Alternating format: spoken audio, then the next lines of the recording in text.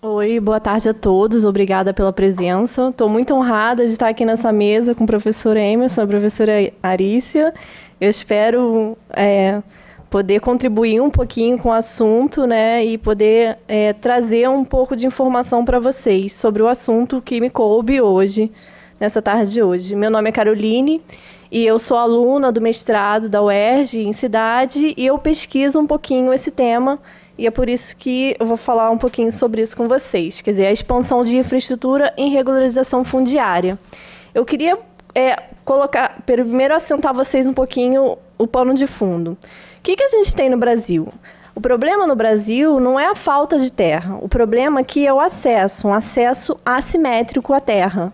E isso, como o Eric já tinha falado, vem desde a Lei de Terras, que proibiu a aquisição por ocupação e determinou a ocupação apenas pela compra e venda, em valores muito elevados, né? Então, já desde 1850.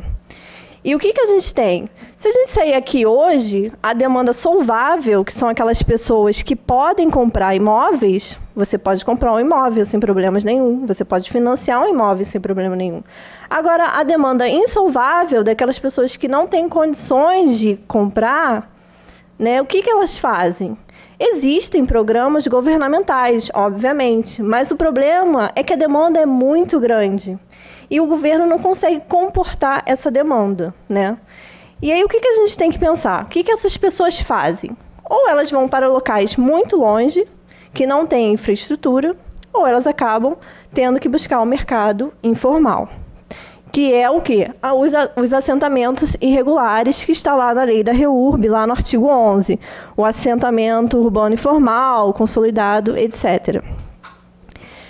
A gente tem que considerar também que o direito de moradia é um direito humano fundamental que tem cunho constitucional desde 2010. Então, já são quase 20 anos. Né? E o que acontece? Como o Estado não consegue cumprir com a sua função constitucional de assegurar esse direito, ele acaba fazendo o quê? Ele acaba sendo leniente quando as pessoas começam a ocupar esses assentamentos irregulares.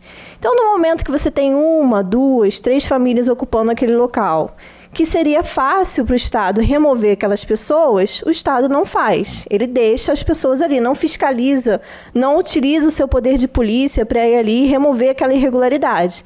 Ele vai deixando, e aqueles assentamentos vão se adensando. E no final você tem assentamentos enormes, de tamanho de bairros, que você tem comércio, áreas de lazer, tudo ali. E aí, em determinado momento, o Estado, então, pretende remover alguma daquelas pessoas dali. E aí a gente tem um problema social imenso, dado porque, ao contrário do início da ocupação, a gente já tem muita gente ali. E esse é um problema que a gente tem no Brasil como um todo, né? E não só a questão de você ter áreas de lazer, etc., mas você também tem serviços públicos ali. Correio, o lixo, água, luz. Então, quer dizer, o Estado está ali subsidiando aquelas ocupações irregulares, né? E aqui, principalmente no Estado e na cidade do Rio de Janeiro, essa questão dos assentamentos irregulares é muito pungente. Por quê? Porque, ciclicamente, a gente observa, verificando a história da nossa cidade, casos de remoções. A gente pode pensar, por exemplo, em Pereira Passos, lá no início do século, passando por Carlos Lacerda, e agora a última gestão do nosso prefeito, Eduardo Paes, que promoveu diversas remoções na cidade por conta dos Jogos Olímpicos de 2016. Esse é o primeiro panorama que eu quero que vocês tenham em mente. De outro lado, a gente tem o quê? Essas ocupações irregulares. Dentro dessas ocupações irregulares, a gente pode verificar as áreas não edificantes, que é o que eu vou tratar aqui com vocês hoje. Passa para o próximo slide. Tem vários tipos de áreas não edificantes. Por exemplo, as áreas ambientais, que são aquelas próximas de rios, córregos, topo de morro. Não é disso que eu vou tratar com vocês. o que a gente vai tratar aqui são aquelas áreas reservadas para construção de infraestrutura. Ou seja, o gestor da cidade, planejando aquela cidade para o futuro, pensa, aqui no futuro será necessário nós construirmos uma rua. Então, vamos deixar esse local reservado, como área não edificante, não poderá haver construções aqui, para futuramente construirmos uma rua, uma praça, uma calçada, etc., qualquer infraestrutura necessária. Por que as áreas não edificantes são importantes? Porque a gente consegue planejar a cidade para o futuro.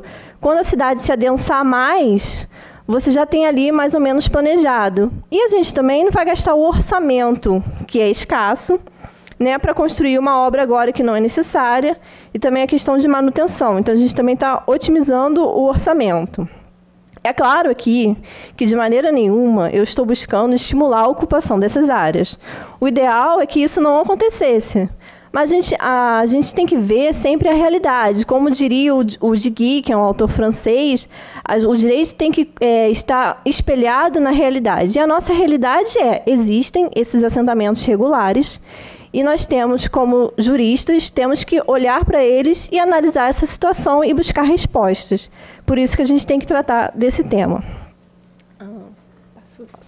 Então, considerando esse panorama que eu passei para vocês, qual é a maior indagação que existe em relação a essas áreas não edificantes? Qual é a situação jurídica delas? Por quê? Porque nós temos ali normas privadas que vão incidir, normas administrativas e normas urbanísticas. E o que acontece quando a gente vai estudar o direito, como o Érica aqui estava falando? A gente estuda o direito civil, depois a gente estuda o direito administrativo. E depois, se a gente tiver sorte, também estuda o direito urbanístico. O nosso estudo é sempre segmentado. Você nunca faz um estudo completo de todas as normas que envolvem o tema. Então, quando você vai buscar uma solução, você acaba tendo uma solução segmentada, que não vê a situação como um todo. E isso é muito problemático. E por que disso? Porque a gente lá, na aula de introdução, vai aprender que o direito é dicotômico. Ele é dividido em público e em direito privado. Na verdade, não. O direito é um só. Então, para a gente analisar esses temas complexos de regularização, a gente tem que considerar todas as normas que vão incidir sobre o tema. Tá? E aí, o que a Constituição Federal vai fazer? Ela fala até um pouquinho sobre bens privados, lá no artigo 5º, e fala um pouquinho também sobre os bens públicos, lá pelo artigo 22. Mas ela, em nenhum momento, ela vai trazer uma especificação sobre exatamente quando um bem deixa de ser público, quando um bem deixa de ser privado para se tornar público. Essa área cinzenta que incide quando há diversas normas, não existe nenhuma norma específica sobre esse tema. E aí que está o problema, né? A Constituição, por outro lado, o que ela vai fazer? Ela sempre vai vedar o confisco da propriedade privada, né?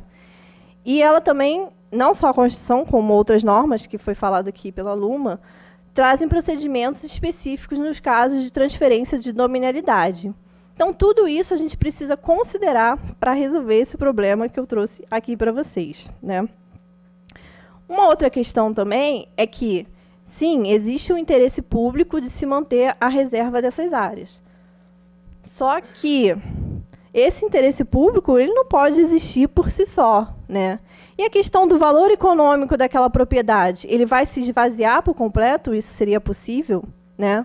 E a questão do direito humano fundamental à moradia daquelas pessoas que estão ocupando, como que fica?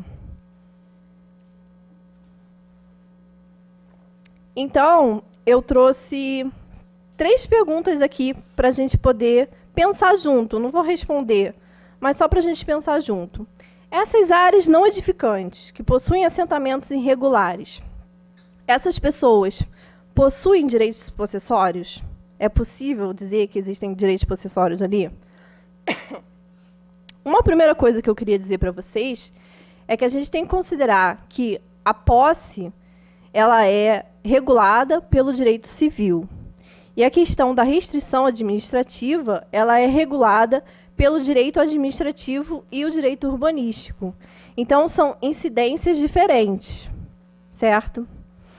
Outra questão é, recentemente está tramitando no Congresso Nacional um projeto de lei em relação às áreas não edificantes de rodovias, que eles estão pensando em diminuir o tamanho. Hoje são 15 metros, e eles pretendem diminuir para 5 metros, de acordo com o município. Vai sair uma lei municipal, e aí, se eles tiverem interesse, vão diminuir essa área não edificante. E uma outra questão que eu trouxe para vocês, né, porque eu estava falando muito sobre um bem, inicialmente, que seria privado, né, e depois incidiriam essas normas administrativas. Mas mesmo a gente pensando num bem público, se a gente for pensar lá na CUEM, da medida provisória 2220, algumas pessoas vão dizer, esse é um direito subjetivo da pessoa, do postulante. Outros vão dizer que não, porque o artigo 5º vai dizer que o exercício daquele direito pode ser realocado para outro imóvel. Mas aí eu falo, mas a lei garante o exercício de qualquer forma, né? Não seria, então, um direito subjetivo?